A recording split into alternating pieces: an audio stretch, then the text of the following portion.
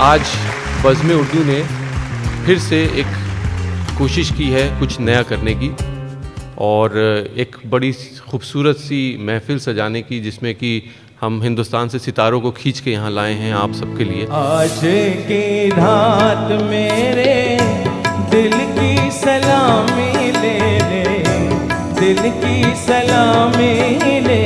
सवाल ये है कि जो चीज जैसी है उसे वैसे ही पेश क्यों ना किया जाए। मैं तो बस अपनी कहानियों को एक आईना समझता हूँ जिसमें समाज अपने आप को देख सके। आप एक टर्म अक्सर इस्तेमाल करती हैं, मंटोइयत। उर्दू में मेरा एक छोटा सा कंट्रीब्यूशन है इस लफ्ज़ का।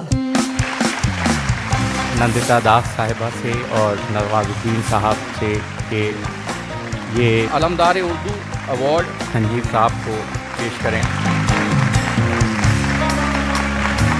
अभी इस तरह ना निगाह कर, और फिर उर्दू बनकर आपकी और हमारी जिंदगी में दाखिल हो गई।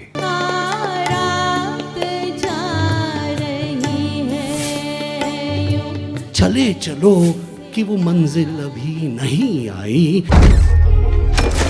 तो मुझे रियलाइज करवाया कि ये तभी जस्टिस कर सकते हैं इस रोल के साथ जब आप पूरी तरीके से सच्चाई के साथ रहें, तो वो बहुत मुश्किल था। जब पहला ड्राफ्ट लिखा था तब तो 10 साल की कहानी थी। निगाहें मिलाने को जी चाहता है हो। मोहब्बत हमने माना जिंदगी बर्बाद करती है, ये क्या कम है कि मर जाने की दुनिया याद करती है। उर्दू पे सितम ढाकर गालिब पे करम क्यों है। देखा एक ख्वाब तो ये सिलसिले हुए, ये हमारी बज़्म उर्दू की एक अकीदत पेश करने का एक तरीक़ा है। अगर ऐसा हुआ सलीम तुझे मरने नहीं देगा। जब गुलाम थे तो आज़ादी का ख्वाब देखते थे, और अब आज़ाद हैं तो कौन सा ख्वाब देखेंगे।